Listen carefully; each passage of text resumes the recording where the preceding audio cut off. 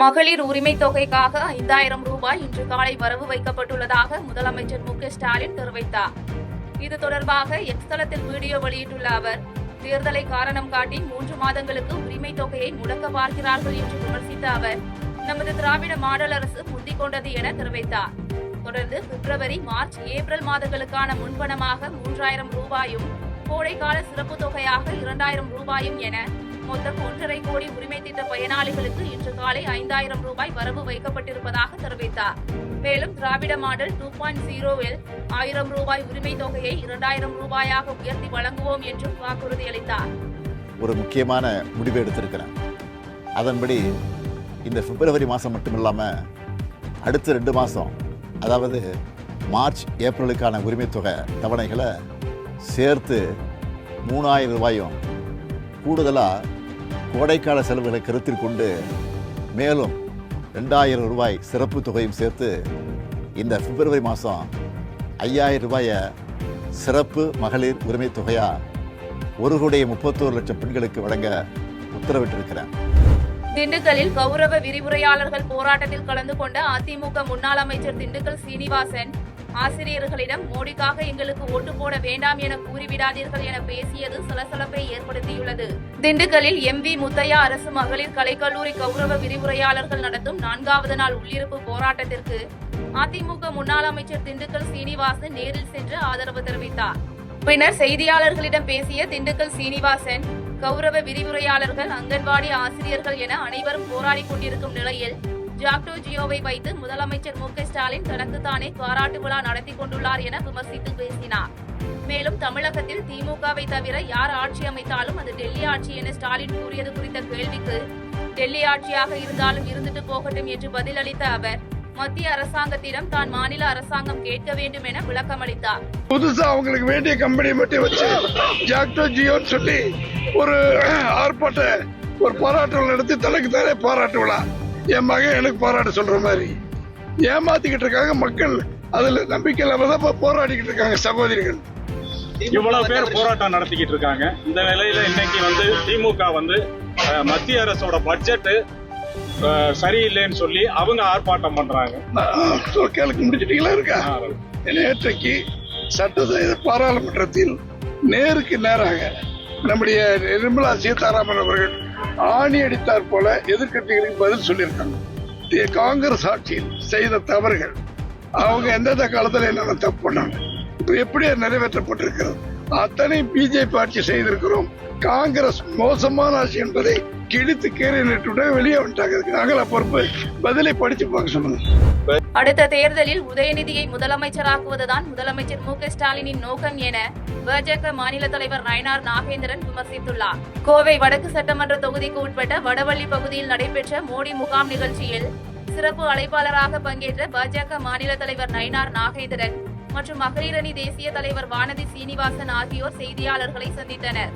அப்போது பேசிய நயினார் நாகேந்திரன், முதலமைச்சருக்கு தமிழ்நாட்டில் என்ன நடக்கிறது என்பது தெரியாமல் துணை முதலமைச்சரை அடுத்த முதலமைச்சராக்க வேண்டும் என்பதை தவிர தமிழக மக்களுக்கு எதையாவது செய்ய வேண்டும் என்ற எண்ணம் முதலமைச்சருக்கு இல்லை என்று விமர்சித்து பேசினார். மேலும் விஜய் பாஜக கூட்டணிக்கு வர வேண்டும் என தமிழிசை சவுந்தரராஜன் கூறிய கருத்துக்கு பதிலளித்த அவர், தமிழிசை கூறிய கருத்து சரியான கருத்து என்றும் எல்லோரும் ஒருங்கிணைந்து செயல்பட வேண்டும் என்று அவர் கூறியது தவறான கருத்து கிடையாது என்றும் தெரிவித்தார்.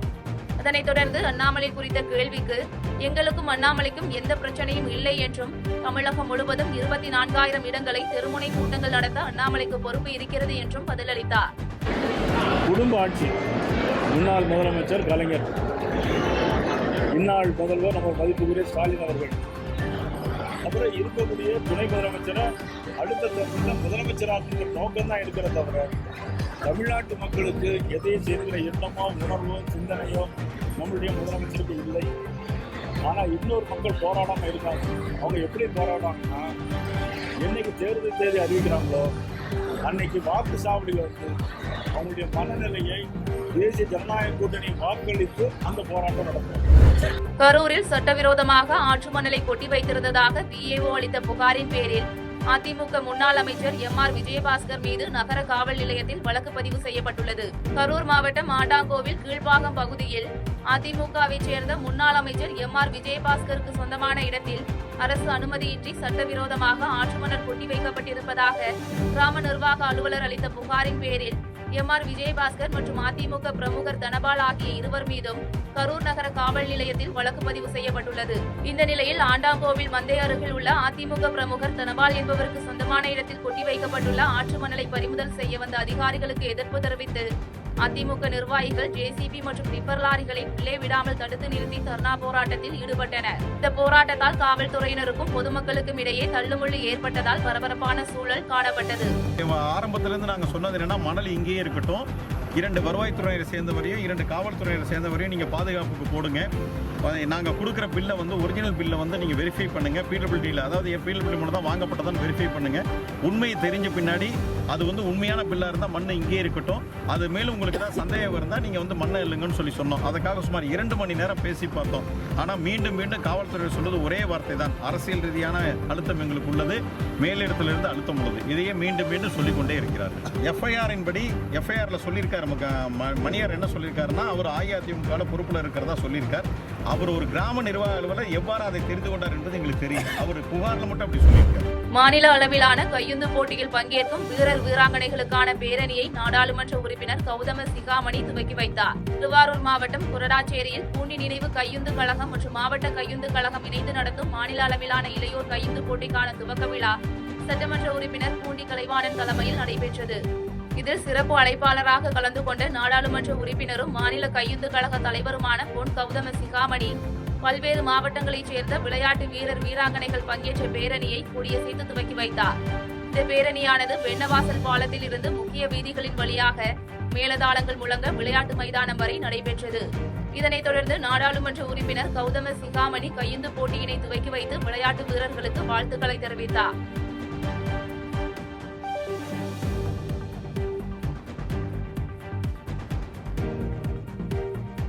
செய்திகளை உடனுக்குடன் தெரிந்து கொள்ள கீழ்கண்ட கேபிள் மற்றும் டிடிஎச் நெட்வொர்க்குகளில் எம்நாடு செய்தி தொலைக்காட்சியை காணுங்கள். பாதகம் செய்பவரை கண்டால் நாம் பயம் கொள்ளலாகாது பாப்பா. மோதி மிதித்து விடு பாப்பா, அவர் முகத்தில் உமிழ்ந்து விடு பாப்பா. அண்மை செய்திகளை உடனுக்குடன் தெரிந்து கொள்ள இணைந்திருங்கள் எம்நாடு தொலைக்காட்சியுடன்.